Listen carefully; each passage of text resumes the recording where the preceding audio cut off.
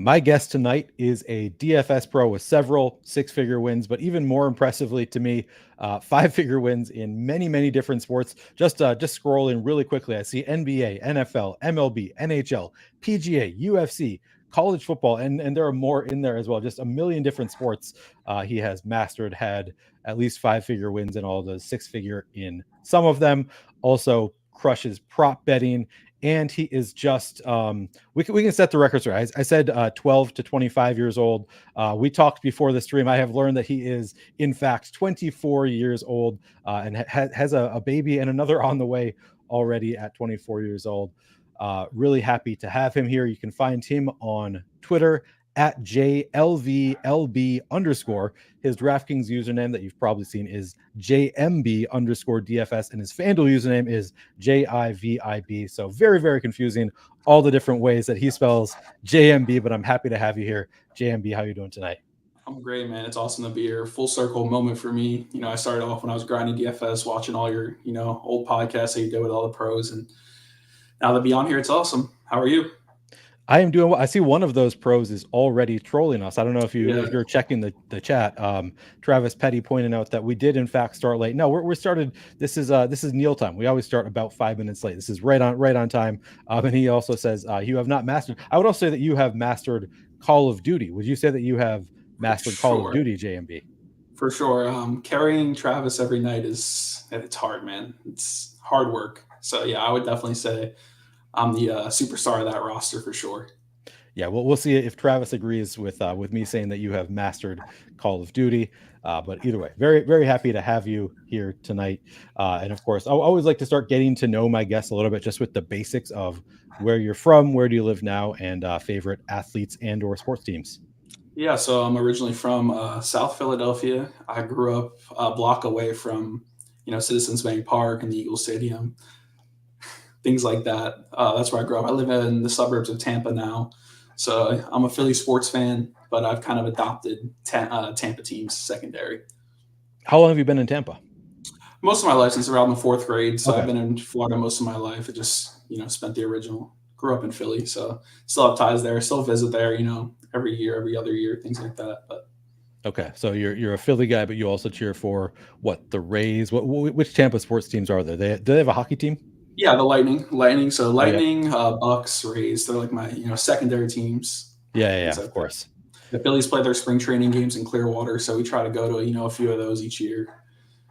I've been to Tampa a couple times now, so I wish I had known that you lived there when I was there. Of course, maybe I didn't even know you at the time. When the Super Bowl was in Tampa, of course, that was Petty. Of course, was there. I don't know if you knew Petty at that No, point. I did He, not. of I did course, won not. $1 million on that Super Bowl.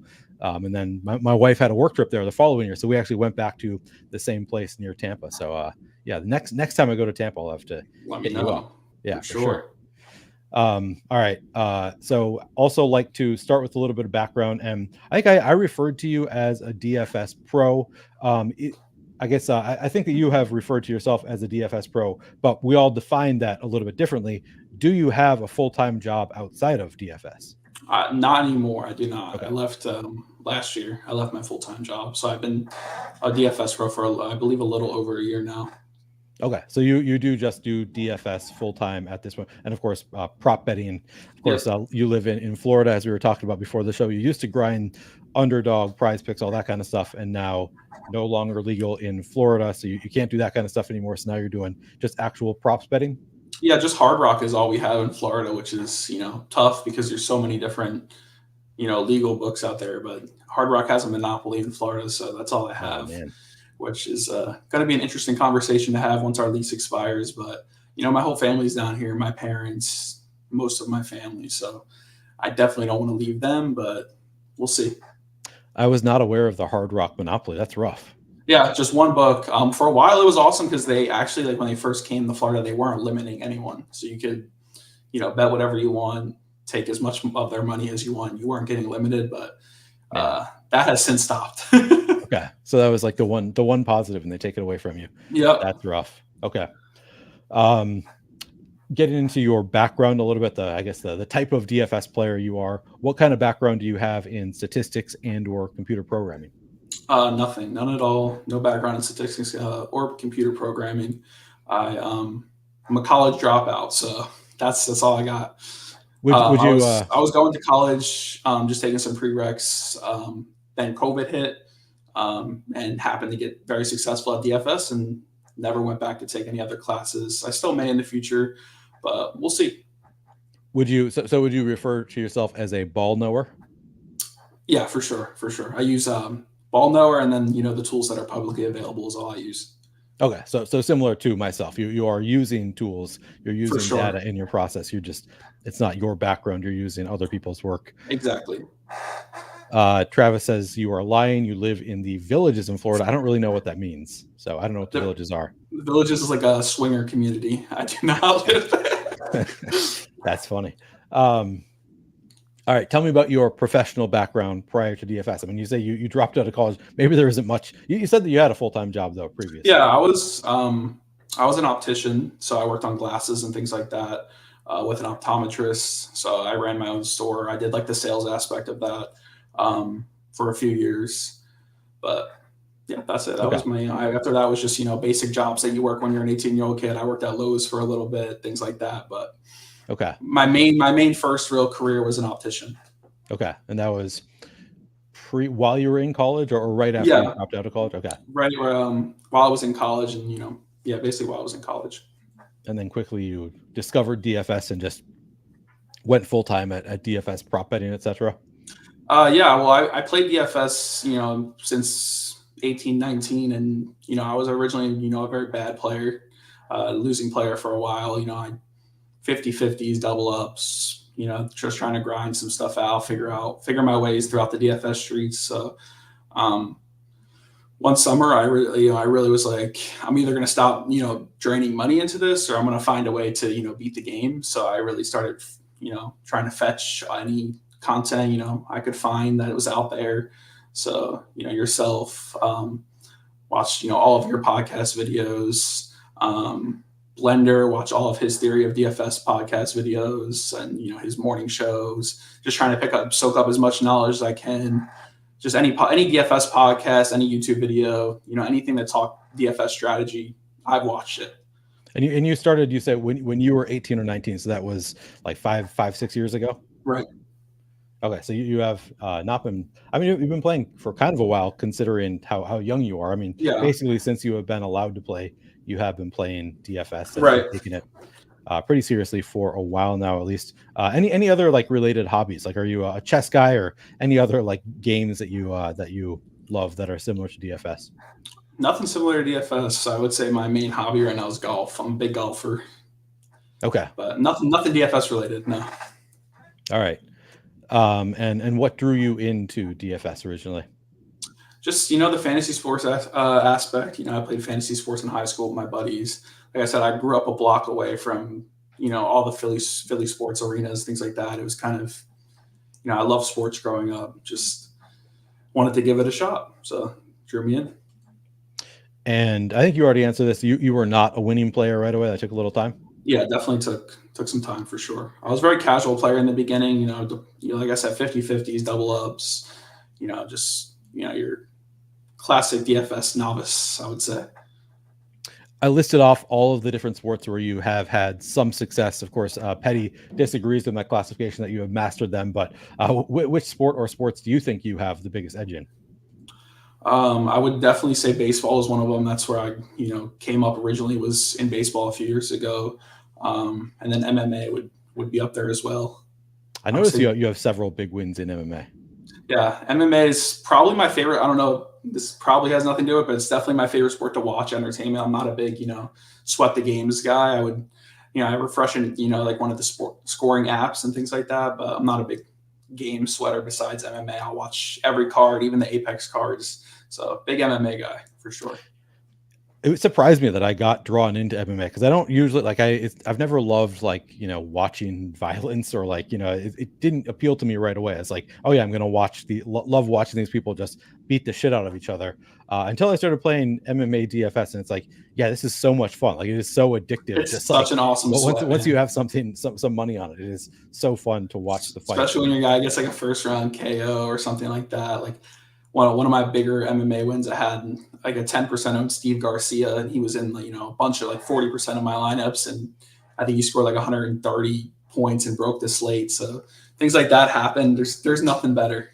And there's also like the opposite of, you always have to worry a little bit that like, even if you're like, I've seen it. I think the most recent MMA card I was watching, I was cheering for an underdog, and he right away like seemed to almost knock out the favorite, and I was getting so excited, and then the favorite came back and like knocked him out later in the first round, and it's just like you get so excited, and then it's like, oh, if they don't finish them, like these guys are tough. There's a lot of comeback in a lot of the fighters, so it can be fun. And I don't know if you saw the recent card where the guy actually bit the other fighter.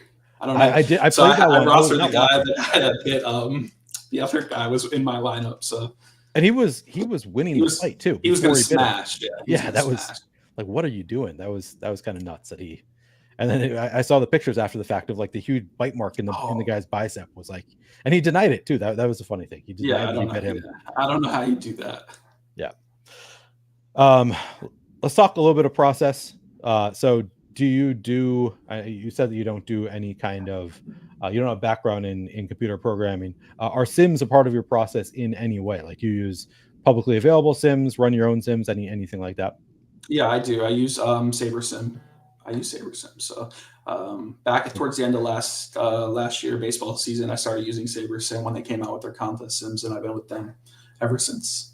I guess I knew that because the picture that I used for the thumbnail is a picture of your baby with a SaberSim hat and glass. Then of course I put your face over your baby's face. That was awesome. That was my wife got a kick out of that, so that was great. I'm glad you enjoyed that. Yeah, that was the perfect picture. It was like, oh man, baby wearing all the SaberSim stuff. I'm already making the joke that you are a baby yourself. So it was great. I enjoyed that picture was readily available for the thumbnail. It was great. Good job there. How about projections? Do you just use the SaberSim projections? Do you aggregate projections? What do you do there? Definitely aggregate projections. Depends on the sport, but most of the time I'm aggregating a few different sources, and then if I find something I don't like, I'll make a tweak. But usually I just use what's out there. Really? So, and does that depend at all on the sport? Like, are there any sports where you're more inclined to make kind of tweaks, or do you just kind of always use the aggregation and leave it as is? I would definitely say, baseball, I'll definitely have some ball knower takes for baseball and MMA. Basketball, I absolutely don't watch basketball. I don't study minutes. I don't look at rotations. So basketball, I'm basically just trusting, what's out there. I'm not really making any adjustments, things like that. But, so what kind of ball knower takes do you make for baseball? Like, is it the hitters? Is it just pitchers? What are you? I would say hitters for sure. Hitters and stacks. Just trying to find those low on stacks. This pitcher I may feel is due for some regression, things like that. I'm definitely willing to take some pretty hefty stands in baseball on my stacks. That's interesting. So I baseball is like maybe the only sport where I don't regularly make changes to projections. I set caps on stacks and stuff. So I guess in a way I'm doing the same thing where I'm forcing what Blender would refer to as vomit stacks. But I never make any adjustments to the projection. So maybe there is an advantage to being a ball knower in baseball. I've always just played it like it's a straight numbers game.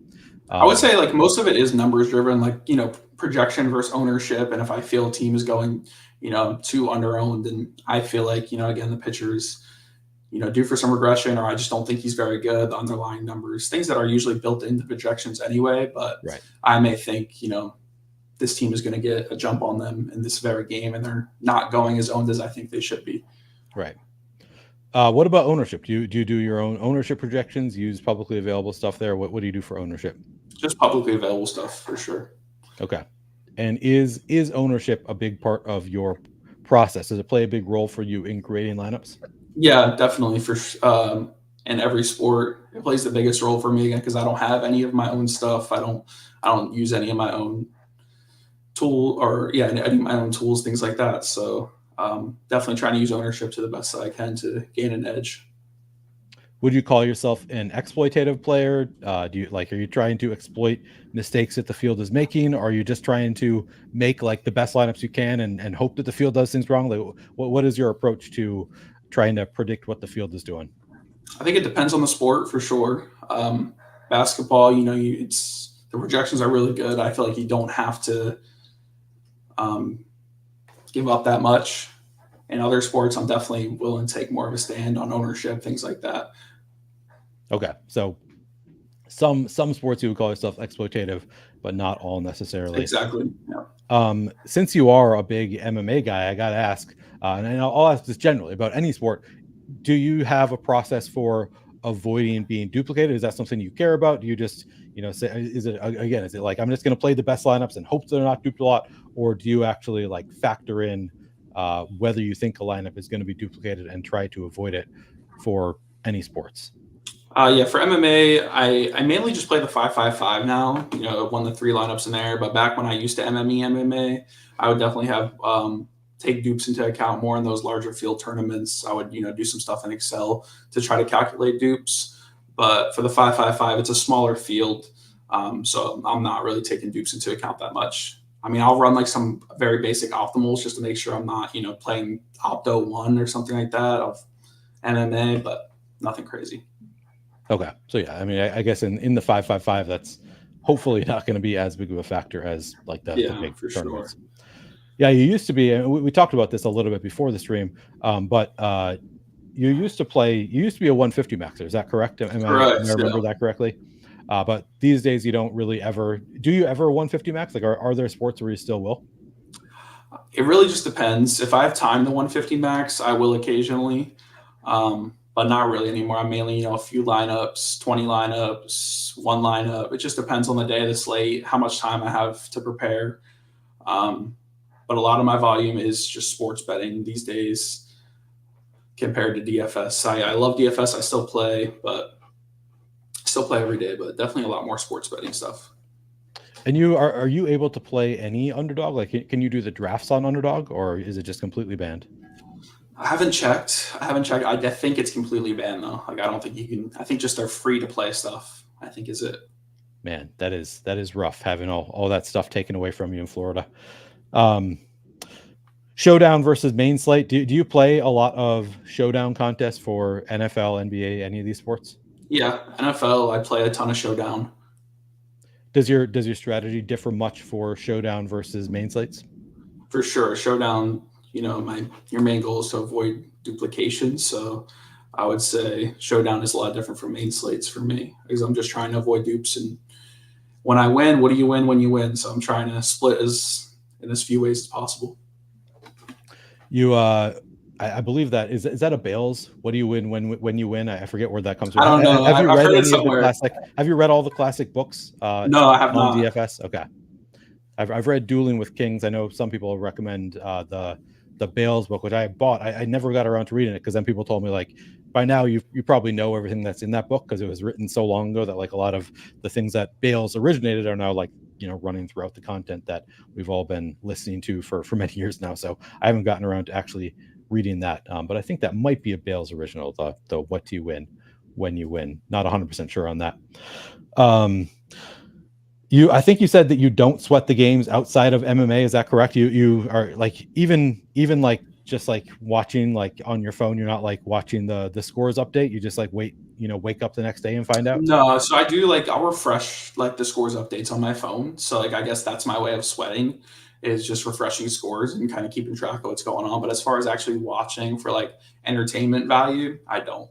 I think that counts as sweating. If you are, I think just it watching, does. that's what I do most of the time. I'm just sweating. Like there, obviously, I like to watch the Timberwolves, for example. But like even then, you're just watching one game, and there's so many going on. So I think it counts if you're just watching. Also, I do watch football as well. Like I'll throw Red Zone on Sundays. So football and MMA are like the main sports I'll watch. But MLB, NBA, not as much for sure. The daily sports, not as much. MMA is also nice in that it is so chronological. So it's like there's only one fight going on at a time. So you know exactly what you want, or generally you kind of know what you want from the fight itself. Whereas like NBA, it's like 5 games all start at the same time. You know like what your exposures are, so you kind of know what you want from I have a lot of this player, so I want him to do well. I faded this player, I don't want him to do well. But it can be tough to really get a sense of what you need from other sports like NBA when all the games are going on at once. Whereas MMA, it's just such a clean sweat where it's linear. Like, okay, one fight now I know, update. What do I need now? It's a fun sweat. Right. Investor Better asks, he's curious what your favorite plus EV tool is for betting. My favorite plus EV tool. So I use a lot of projections. So I integrate a lot of DFS projections into my betting stuff. So, Cardi stuff for baseball, ETR for basketball. I use, some of their projections. As far as, I do a little top down betting. There's a few discords out there that I'm in, and, just comparing, the numbers at Hard Rock to other numbers like Pinnacle, etc. Okay. But a lot of it is DFS stuff. A lot of it is I just bring over DFS projections and compare them to what's available on books. Interesting. So I've thought about doing. I mean, I guess I can't really sports bet all that much here in Minnesota, but it seems like like sims are better, right, for sports betting in general than projections. I guess depending on the sport. Like, I don't know. I sometimes struggle with the using projections for deciding like an over under in sports betting can be tough. Whereas like sims, you get an actual like here are the odds of this bet hitting. Do you use sims at all for sports betting, or is it really just projections? No, yeah, just comparing the projections to what's out there. You can kind of eyeball it. Like if a number's far enough off, Yeah. then you should probably it's probably going to be a plus EV bet long term. Yeah, no, for sure you can eyeball it depending on the bet. There are some things where like so for example, a friend of mine saw there was a line on some player, we'll say Kawhi Leonard, probably not the best example, but some player was like the over under was 0.5 steals, and the player is projected for 0.8 steals. So he was like, oh, this is a smash. Like he's projected for 0.8 steals and the line is just 0.5. So obviously you want the over, but I had to like kind of explain to him like, well, this is a situation where the sim is probably better because you can't go lower than 0 for steals or for any stat. I guess there are some stats where maybe you can, but like he's gonna have, if he has 2 games with 0 steals and then 1 game with 3, he averages 1 steal in those 3 games, but he got hit the under 2 times.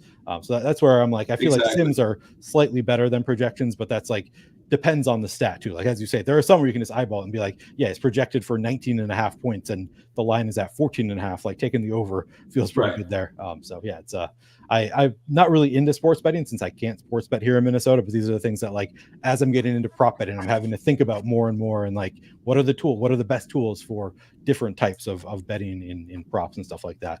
Yeah, it So used that's to be things that so easy. When Underdog and Prize Picks were available last year, it was like you can just print money because you can just correlate. Like especially in football, you can just oh yeah, stack, QB, wide receiver, wide, and they would still pay you the same because it was fixed payouts. So before that all came mainstream, and they kind of destroyed the edge that was there. Things like that were very lucrative, and they were like laying lines that were like minus 200, and you only need like minus 119 to beat their lines. So things that it's just so easy to beat them. and then they kind of took away the correlative bets is the impression I got. I guess I didn't track all this all that closely, but it seemed like people were upset for a while that like they were kind of taking away the ability to correlate your bets. Is that accurate? I think originally they limited you to where you could do like $10 on them max, and then until they found out like they found out a way to calculate the payout structures to account for the correlation. I see. Okay, that's a bummer. Um, Sean Tucker says JmB didn't ship opening day like usual. He's fell off hard. Do you usually ship on opening day? I did last year. Yeah, I shipped the first. I think the first 2 slates, like first and second. So yeah, last opening day for sure. Okay. I did well. This year, no. This year, no. This Well, year, MLB's been rough, man. Chalk's nuking every night. Seems I like. don't know. I think you told me that you watched Lowell's earlier, or did you catch that episode? They Yeah, were I did talking about watch. how like of the like 150 maxers, there are very few who show up as positive ROI. Like their lineup sets don't show up as positive ROI in the Sims, and I think they were all looking at Saber Sim. So and it obviously depends on your source Right. to some extent, but man, it seems like MLB has just gotten so much harder. Whereas like a few years ago, like if you just like correlate your lineups, you're probably going to do pretty well. If you just don't jam the chalk constantly, play the numbers game a little bit, it seemed like it was pretty beatable. And now I'm like, it feels so tough. So if you can maintain your edge, that will be impressive. And I guess it's good that you have a ball numbers edge because me, I'm straight up just a numbers guy for MLB. Like there are other sports where I kind of do a bit of like I know ball like as part of my process, but MLB is just like straight up a numbers game. How much baseball do you watch? I don't watch much, but I follow like I'm into like all the advanced statistics and things like that for baseball. Yeah, I follow a bunch of guys on Twitter, things like that. So I love the game of baseball. I've been watching more since like they did the pitch count clock thing to speed up the games because they're actually watchable. But I still don't watch much, especially now. Most of my time is with my son, so don't usually have baseball in the background. I think my wife would kill me if I was watching sports all the time on the TV. I take it you don't go to the games that often then either? No, I do. I do enjoy going to baseball games. I wish the Rays had a better stadium. Their stadium is probably the worst one in the MLB. Like hard to Which get to, is, right? The Trop. I feel like I've heard that it's like really hard to get to, and that's part of the problem. yeah, it's hard to get to. It's terrible. Apparently, they're moving. I think like 4 or 5 years, if I remember correctly. So hopefully, they do a better job. And also just like unbearably hot. Is that also true? Well, the Trop is indoors, so Oh, it is. Oh, that's right. it's nice that it's indoors, but yeah, it's just the stadium just sucks. It's like all gloomy because it's indoors. Like the lighting is terrible. Yeah, not a fun place, but I do like to go and visit. Yeah, baseball games are fun. I think going to a baseball game is still something, even though I don't watch a ton of baseball, still love going to a baseball game. It's always a good time. If you guys have questions, by the way, feel free to throw them at us. We are only 26 minutes in, and I've got through like 90% of the questions that I had for you coming in. Of course, it's a conversation. We'll come up with new questions to talk about. But if anybody in the chat has questions, we are happy to answer those as well. I do want to ask, so the DFS landscape is something that we've been talking about. We kind of just started talking about it a little bit with how much harder baseball has gotten. I kind of feel like other sports have gotten harder as well as Sims tools have gotten more advanced, more prevalent. What do you think? Do you think that, like, and I know you're pretty young, you haven't been playing as long as a lot of the guys I've asked this question to, but do you have a sense for like how much longer we have with DFS being a beatable game? Are we past that point already? How do you see the DFS landscape going forward? I think the games are definitely still beatable in their current state. As far as years from now, I don't know. But in their current state, they're definitely, I would say, still beatable, especially if you have a projection edge like, BP and Petty, and then they're grinding out the NBA minutes, things like that. Or, MLB, if you have different projections than what everyone else is using, etc. I think you can definitely still find an edge that way. But even from when I started just a few years ago, taking it really seriously, it's definitely gotten a lot tougher. For sure. Yeah, undeniably, it's gotten a lot tougher. Petty asks, oh wait, that is actually not what I meant to quote to you. Would you pay an extra $100 for a party you were throwing for the ability to have banana splits and root beer floats? Is that just a joke about your age, or are you a big fan of banana splits? No, I have no idea what that's about. Okay. No clue. It's not even like an inside joke or anything. I have no idea. All right. And this is, I have heard Petty has referred to this story a few times. Where is it true that you proposed an hour after you had a beer with? He says, ask JmB the story about how he drank a single red trolley beer. Again, I don't know what that is, at a San Diego DFS MLB final, and made a quick decision to propose to his now fiance an hour later. Is that true? Did you propose to your fiance an hour after? I did propose to my fiance, but it was all planned. I had my dad with me, so he was holding onto the ring the whole time. It was like a surprise proposal. It was all planned. I promise you, the red trolley did not have anything to do with it. My fiance did have a margarita that may have hit her a little hard, but she was all right. She was all right by the time we got there. Did you propose at the live final?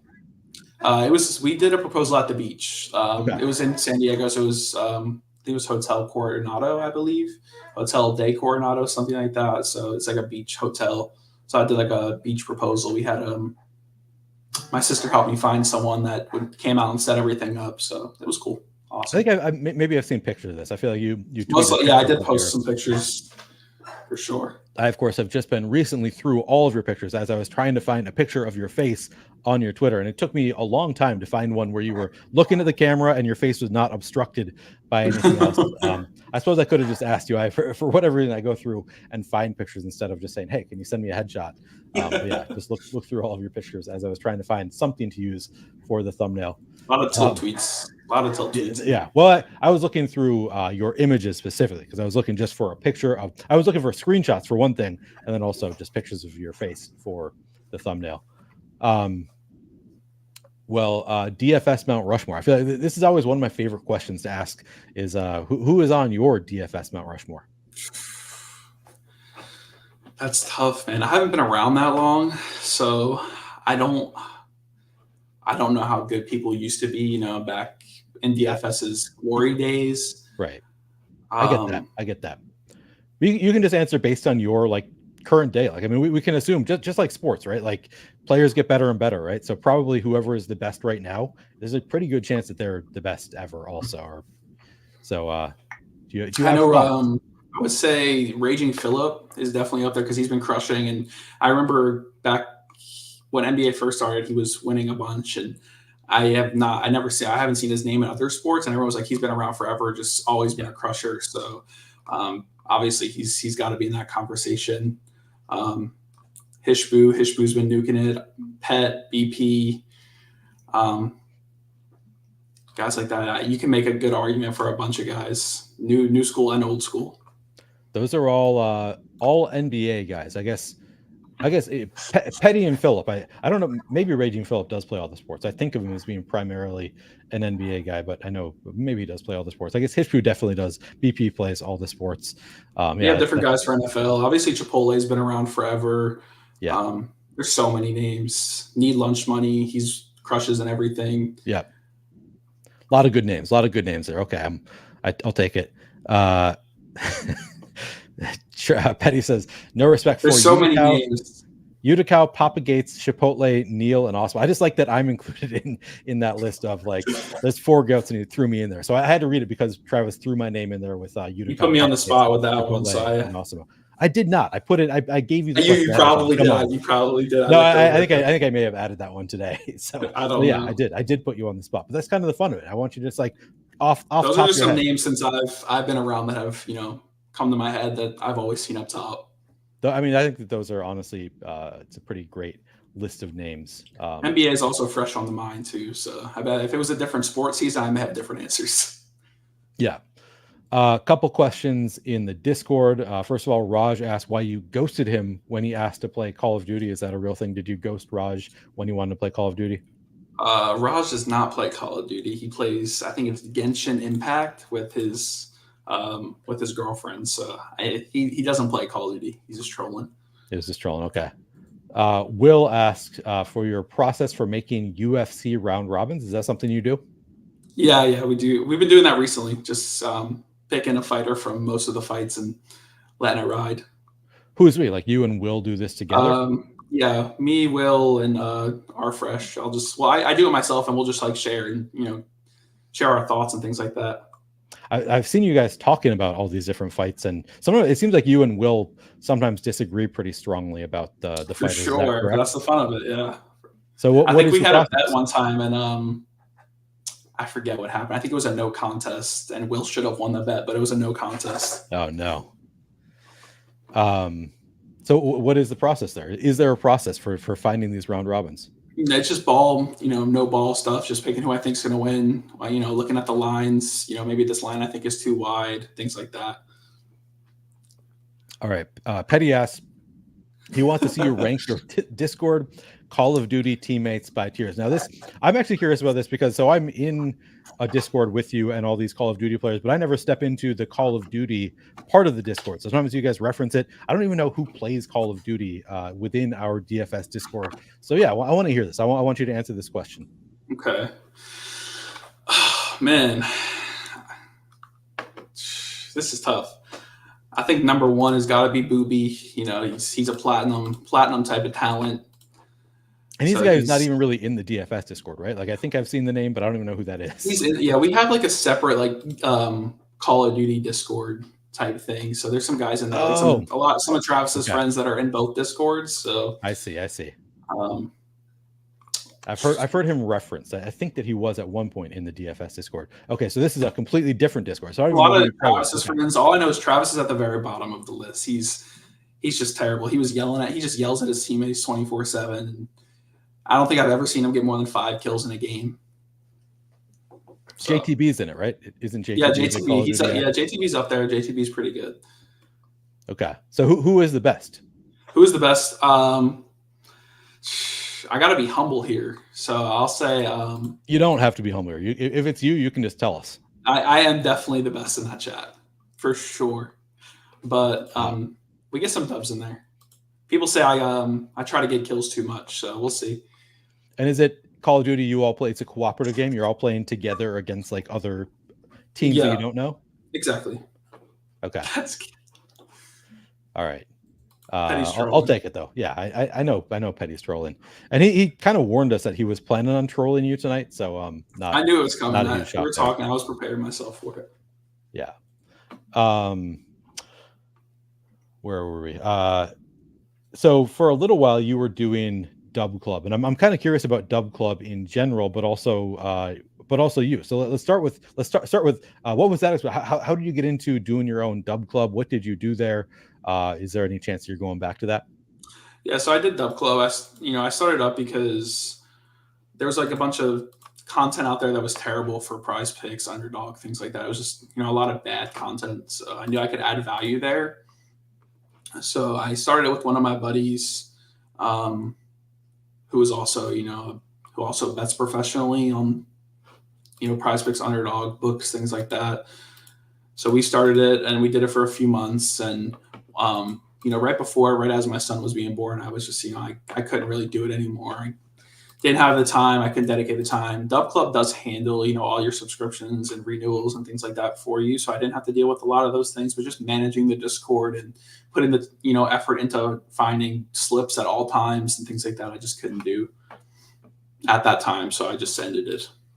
Okay, but it's not something that I plan on reopening. I've gotten some DMs from some people that were interested in my picks or slips, Prize Picks, Underdog. Obviously I can't do it now in Florida, so right, kind of, since you can't play yourself, takes away some of the incentive, but you could still do like DFS related stuff in Dub Club if you wanted to, for sure. But you don't see yourself. What about content more generally? Like, is that something that you could ever see yourself like getting into, like DFS and or prop betting content? Like, is that something I guess you've shown a little interest there in doing it in the past? Is that something that you have ambition to do in the future? What do you think? I think coming on shows and things like that, I would, if I ever got invited on another show, I would definitely go on. I enjoy chat, and if I ever got asked to do content for someone where all I had to do was do XYZ and I didn't have to deal with much else, I would be more open to it for sure. But definitely nothing, where I have to run my, one-man show type thing. Okay, so you'd be open to being a part of a team, like maybe a pre-existing team, but you're not like trying to start your own things, trying to start your own team kind of thing. More like, you'd be willing to do content if the opportunity presented itself, but not something that you're like actively seeking out. Exactly. Perfect way to put it, for sure. What about your future more generally? Like, so I guess that's one route, but you are, as I said, a young guy. Right now you are playing DFS professionally, but as you said, like DFS is getting harder. Like maybe it gets to the point soon where DFS can't be like a primary source of income for anybody potentially. Do you have any thoughts to what you might want to do in the future? I don't. I have had this conversation, with my fiance, what we would do if I had to go back to work, if I had to wanted to go back to school, things like that. But I don't know, maybe move out of state, go to a place where I have more outs for, legal sports books, things like that.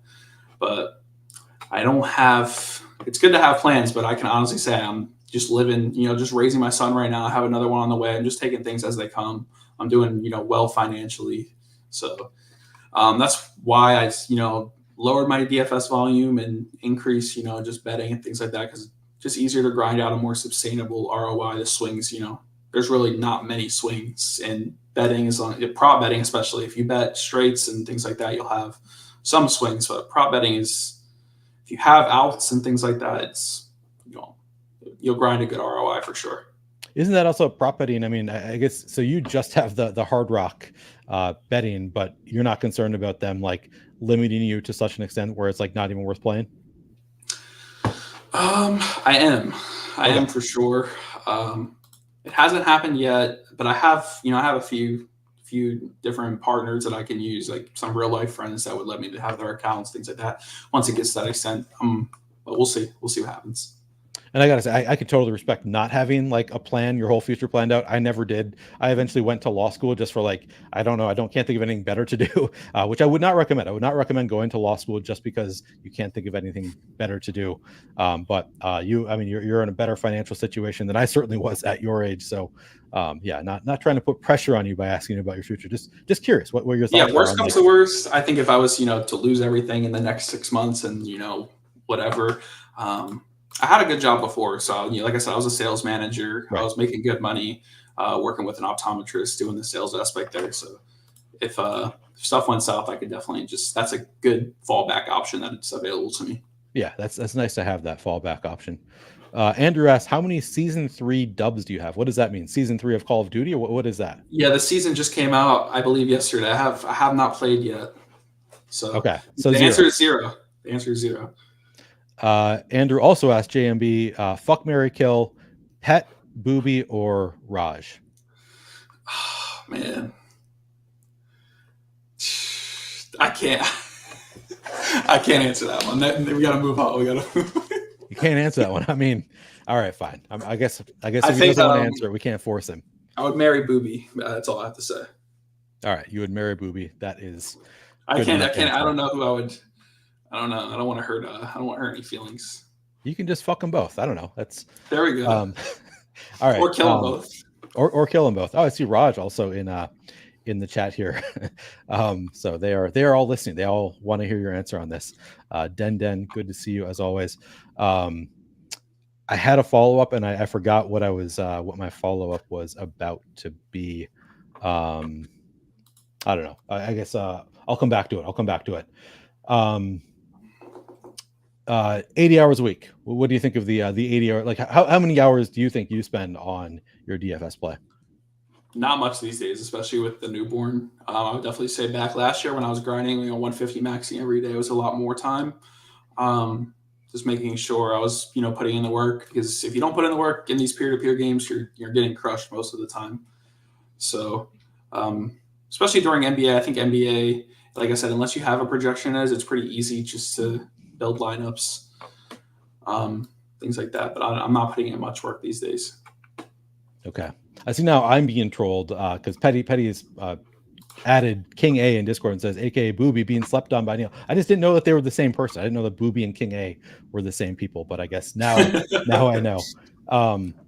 Youngest, who is the best? Here's the question. DFS Mount Rushmore of people 25 and under. I don't know many people 25 and under. I know because we don't really know the ages of most people we're playing against. I know BP's under 25. I know Short Gamer. He's won a milli, so he's got to be up there. Yeah. How old is Den? Den, I believe, is 27. He's somewhere 26. I know he's got to be in that range. He's in that range. Yeah. And then I don't know anyone else besides myself, so I'll throw myself on there. I don't know.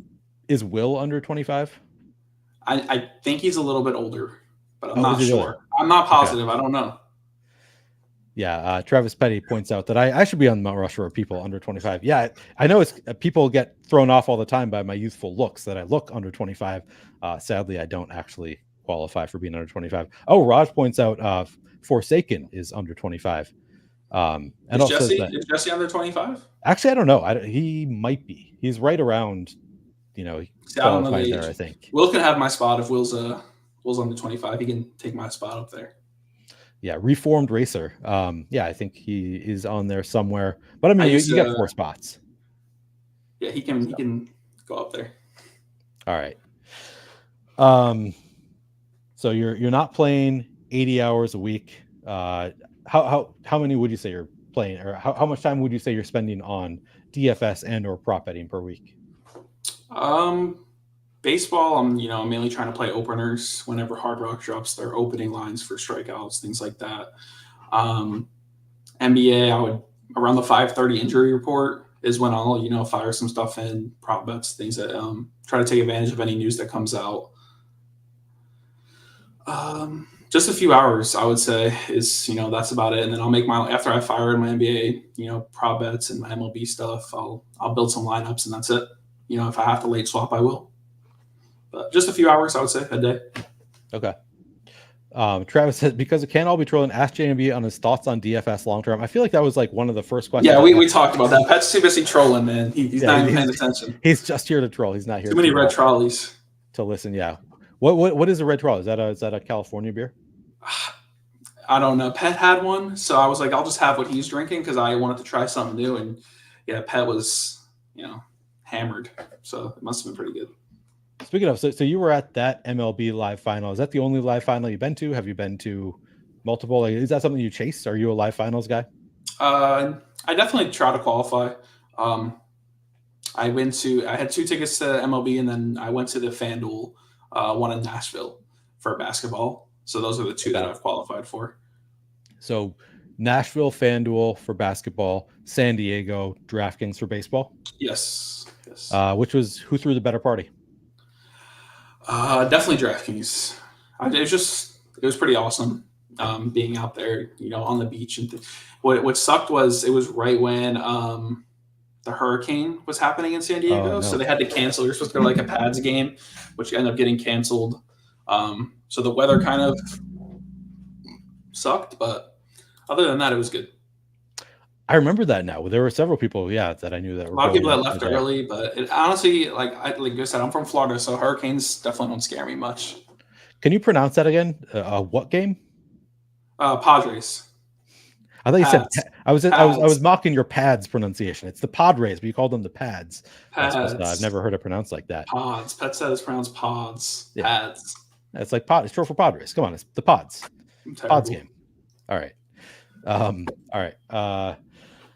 What other questions? I feel like I had other questions lined up, and I have forgotten what they were. Does anybody else have any other questions for JmB? We're going to at least 1 hour mark. We have to go at least to 1 hour. So we'll sit here in silence if nobody has other questions for JmB. We will just sit here in silence. So anything else that you want to talk about, JmB, while you are, I've asked you all the questions that I sent you that I was thinking of asking you. I think that I've asked you all of them. Do you have anything that you would like to get off your chest? Anything that you are wanting to talk about while you're here? I don't think so. I'm not a big DFS drama guy. I like staying in tune with the DFS drama, but I don't like being involved in it myself. All right, so you like to you're like from the sidelines. Yeah, you're like petty. I would say instigate a little bit maybe, but that's about it. That's true. You were involved in some DFS drama when you called out Stochastic. So there was you. So you and I have been talking about potentially having you on High Stakes, and then you were publicly talking about Stochastic not coming out with, I don't know. They didn't update their stuff. Yeah, and then they didn't update their stuff on the weekends. I forget which sport it was, but they didn't update their stuff, and I think Jeremy ended up taking the bad end of that one. So sorry, Jeremy, if you're watching, you watch back. You started it in that you had the first tweet, but it was really Jeremy who then got into some hot water there in that discussion. That was pretty funny. Yeah, you weren't really trying to get yourself in the drama. You were involved, but not really firsthand in that drama. I just wanted the thing to get updated. Yeah, can we get you a classic Neil plaid shirt? Are you a plaid guy? What kind of fashion are you into? Man, these days, whatever.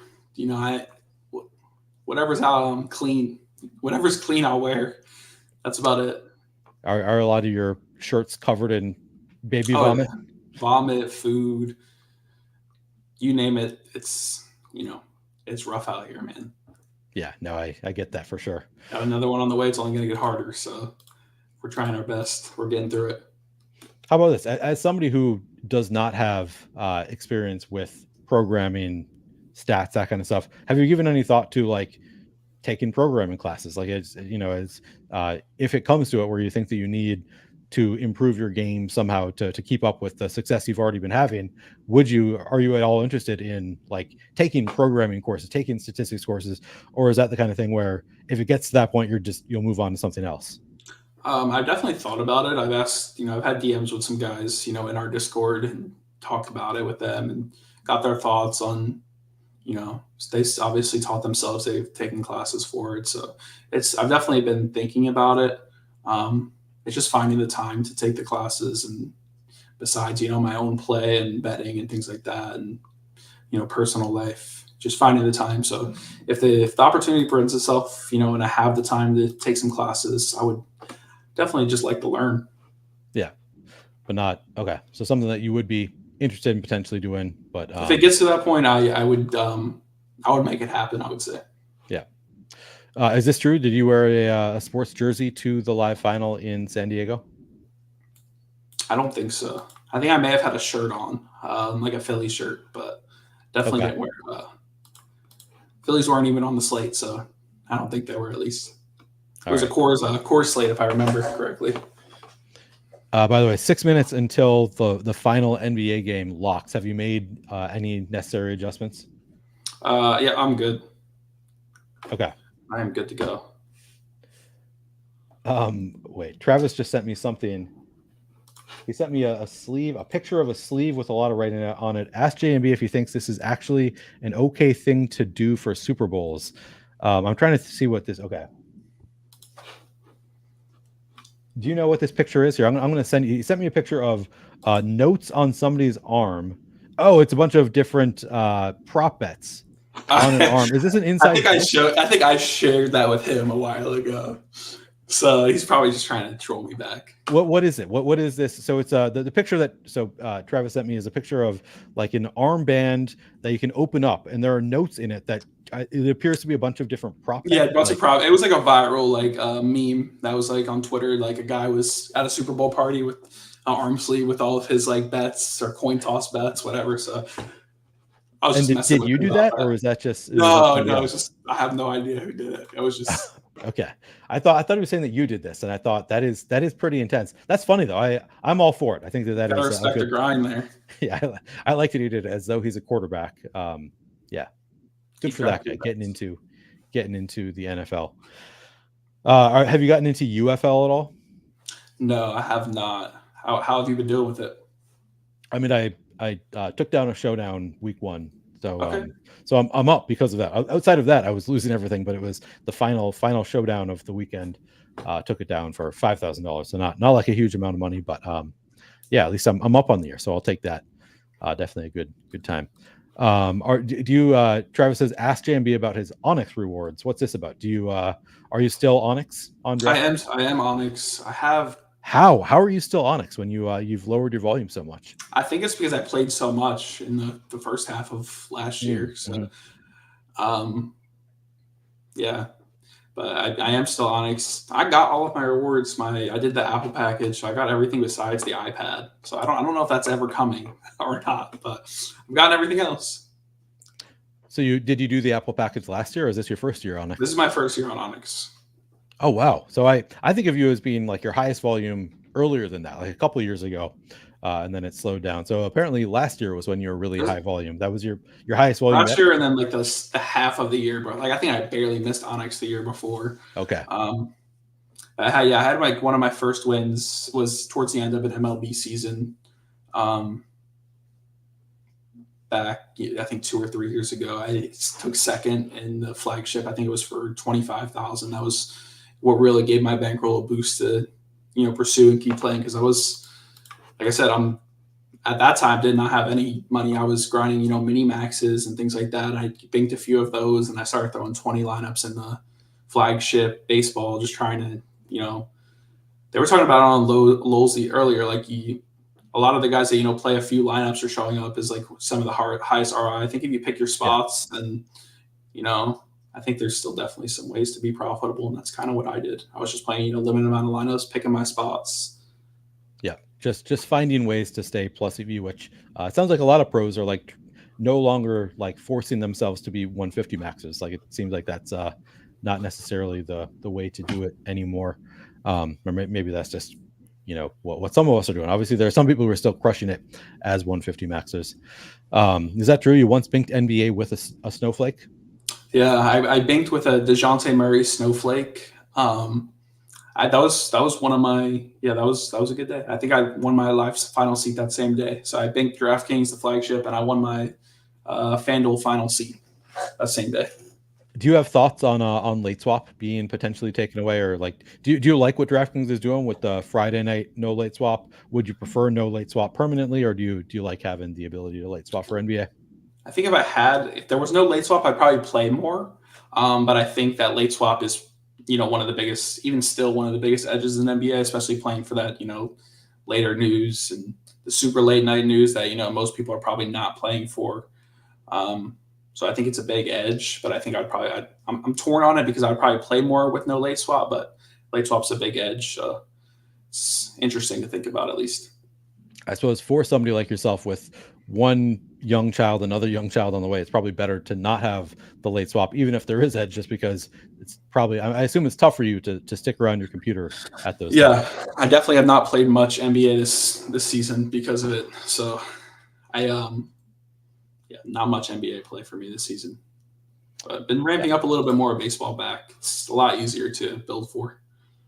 Yeah, I noticed that you were excited about baseball coming back, and I suppose the timing is good for you too, like it being during the day a lot of the time as opposed to in the evenings. Is this are we well past your usual bedtime now? I suppose it's 10 p.m. You have a 9-month-old kid. Is this are we past your bedtime? I would say we're around my bedtime, but my son honestly, he's a party animal. Like I was talking with some of the buds in Discord, they were talking about how their kids are in bed at like 6 p.m. No, not my son. He's out way later than that.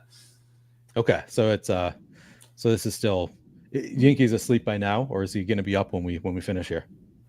Depends on the day. Depends how he's feeling. But he was pretty tired today. I don't think he didn't take that long of a nap. So I assume he's out by now. Okay.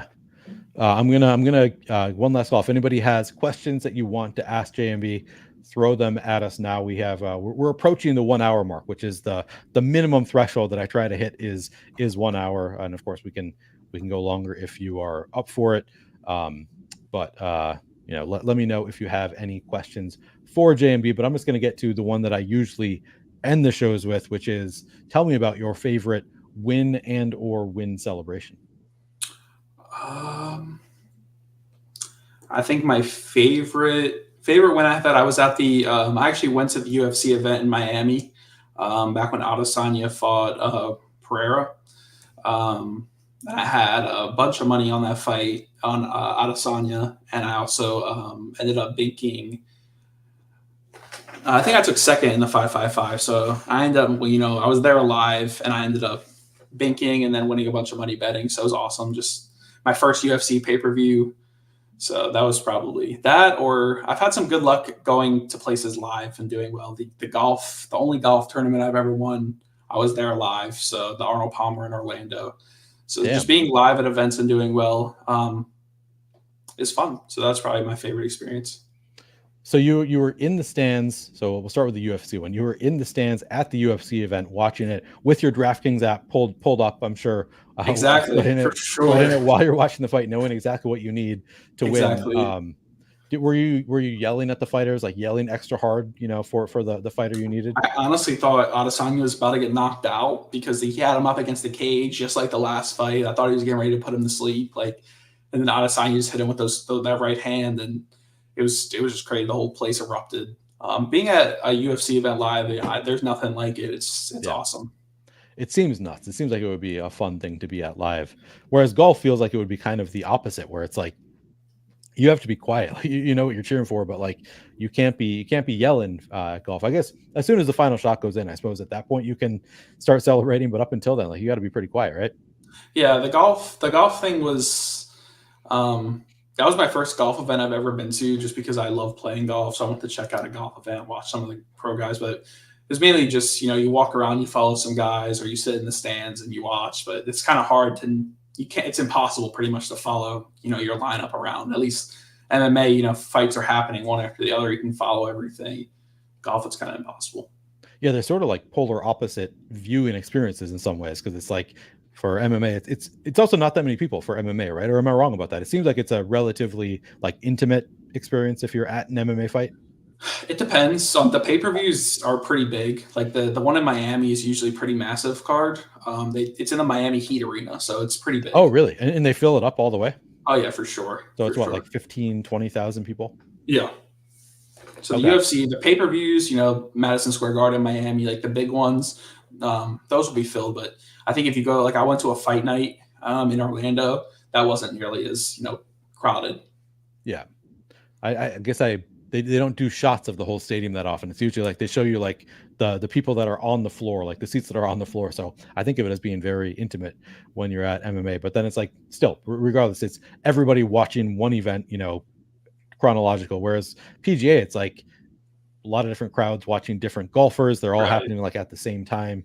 It's very, very It's a lot different more type. chill. A lot more chill. Not a Yeah. lot of yelling and screaming and Yeah. things like that. Different type of experience. Bindles, good to see you here. We're about to close up. I think we're gonna keep this one relatively short. We're over the hour mark, so we've got to our minimum threshold. But unless anybody else has other questions, I think that I've gotten to all of my usual questions already. I didn't throw that many on there. Where can people find you? Just on Twitter, JLVLB _. That's where you can find all my tilt tweets, sports betting tweets, things like that. What is with the all the different names? The JVIB, the JLVLB, or just JMB? Is it just different ways of spelling JMB? Yeah, so I play. I guess like the guys know, I play a lot of video games. Like I had a bunch of numbers in my name, like when I was 10 years old. Like your first gamer tag. So one of my buddies said just do IVI all capitals. It looks like an M. So I did J that and then B, JMB. So that's how, nothing crazy, but that's how that came about. And then Twitter didn't let me use I's, so I had to use L's. Very strange. Did somebody else just have the username? I guess so. Yeah. Okay. Travis says we just call him Jim, which I'm pretty sure is not your actual name, but it looks pretty close. JMB, you can see it being Jim. Yeah, you can find him at JLVLB _ Right. on Twitter. You can see him on FanDuel. He's JVIB on DraftKings, JMB _ DFS. Go give him a follow on Twitter, though. Thank you very much to JMB for hanging out here for episode 7 of Playing for Keeps. Thank you all for hanging out with us. I will catch you next time.